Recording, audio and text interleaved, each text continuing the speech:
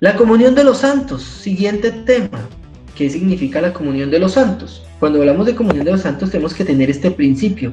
La expresión de comunión de los santos tiene pues dos significados estrechamente relacionados.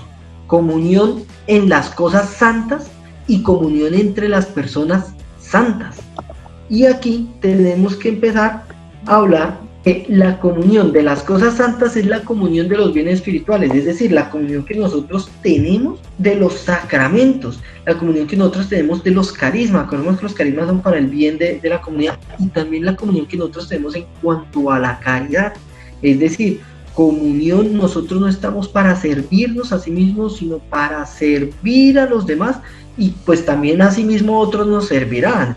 Entonces, la caridad viene a ser testimonio de esa comunión de los bienes espirituales, es decir, de esa comunión de los santos que hay dentro de la iglesia. La otra comprensión que se tiene es la comunión entre las personas santas, y nosotros tenemos aquí que abrir un poco la visión de qué es la iglesia, y la iglesia tenemos que verla como aquel, en esos tres estados: iglesia peregrina, pues la que camina en el mundo; iglesia purgante, la que está en espera de esa purificación para esa llegada al cielo, esa plenitud con Dios; y esa es la iglesia glorificada, iglesia peregrina, iglesia purgante, iglesia glorificada.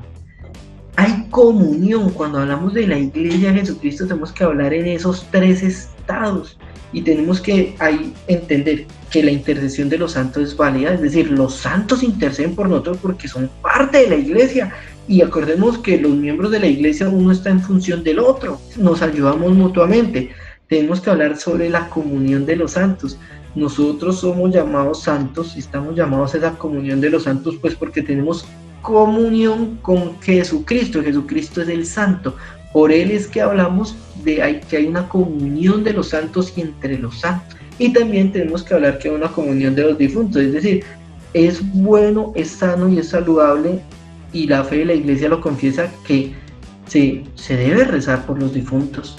Ellos necesitan de nuestra oración, necesitan de esos bienes espirituales que nosotros alcanzamos a través de la oración y de la celebración de los sacramentos por ellos. Entonces, aquí la visión de la iglesia se nos amplía cuando hablamos de la comunión de los santos, recordando que la comunión parte de nuestra comunión con Cristo, y nuestra comunión con Cristo es la que nos permite la comunión con los demás.